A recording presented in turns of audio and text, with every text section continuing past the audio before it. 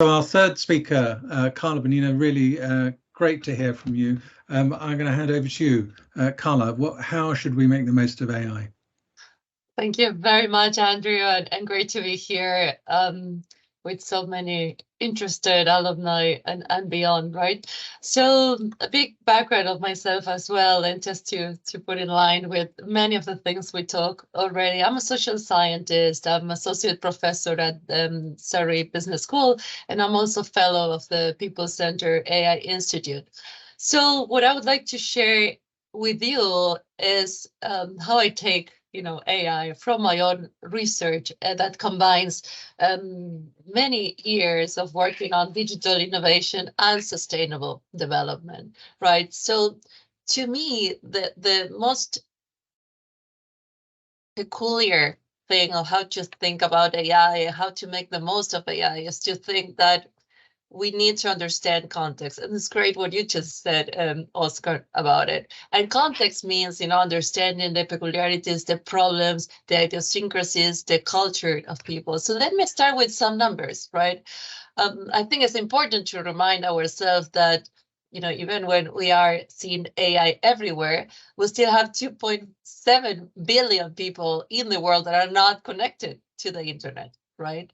And so out of the 5.3 billion, we have 8 billion people in the world that are connected. A platform or a giant platform, a social media platform that uses a lot of data and AI to do lots of good things and some other things that have been criticized. That is Facebook, for example, has around 3 billion people. So why this matters? Because you have portrayed a very good landscape of what happened in the last, very crucial year, I would say, for AI. So we know that AI is currently hailed as some other previous technologies were in the past, is hailed as one of the most promising technologies to actually contribute to very important traits of sustainable development. But as you rightly point out, and as we see it in the media every day, there is increased concern on the risk.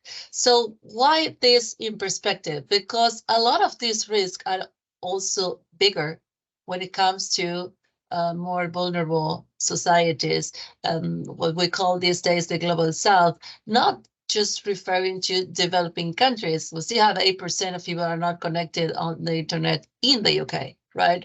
So you have people that don't have access to basic rights, and still how AI will impact, or the virtues of how AI may make the most, for the benefit of society and people, do matter in the context, their place, and the needs they have. So two more pieces of information here, right? Remember also that as it happens with other technologies, my expertise comes very much from data and digital platforms at the global scale. Today, we're speaking of a world that largely concentrates the investments and the hyperscale data centers in only two countries, right? That is the States and China, the United States and China. And when you look at the biggest companies of the world, or the most valuable companies of the world today, the digital platforms, 90% of their market capitalization also concentrates in those two countries.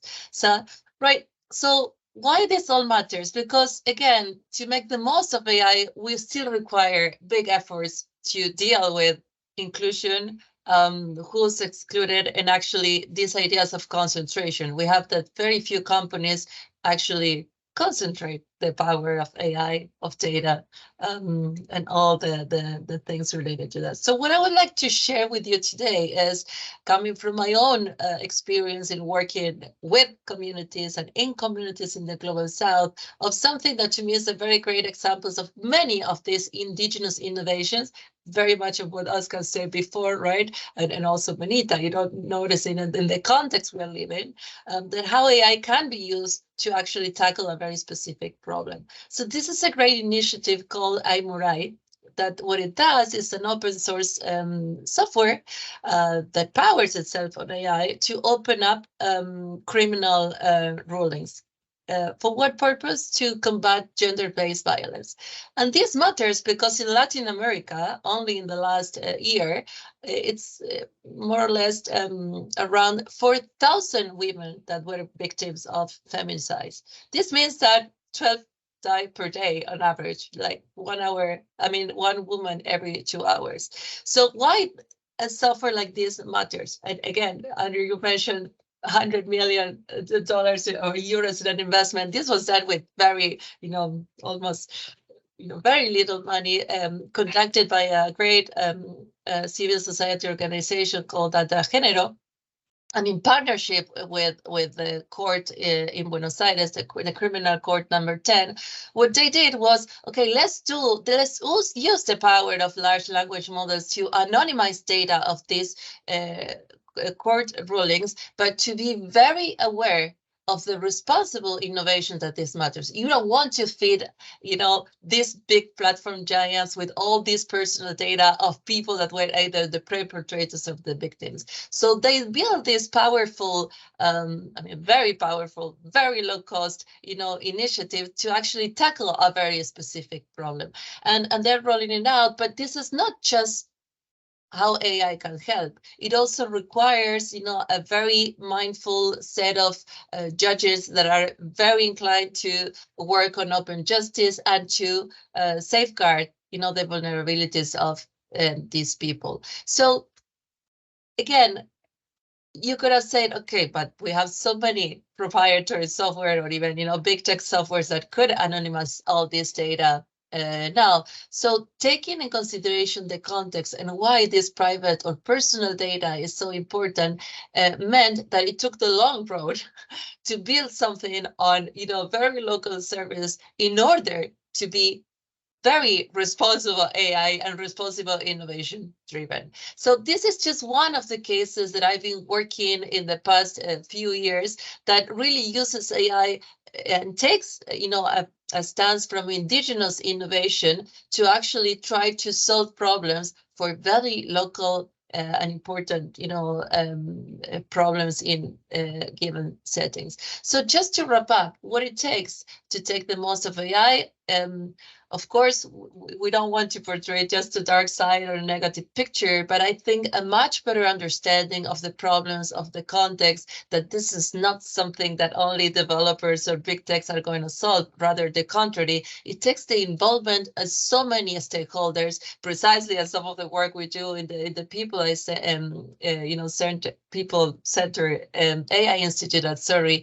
It takes a truly multidisciplinary approach and effort to really think of the future of AI and what will afford for the benefit of everyone.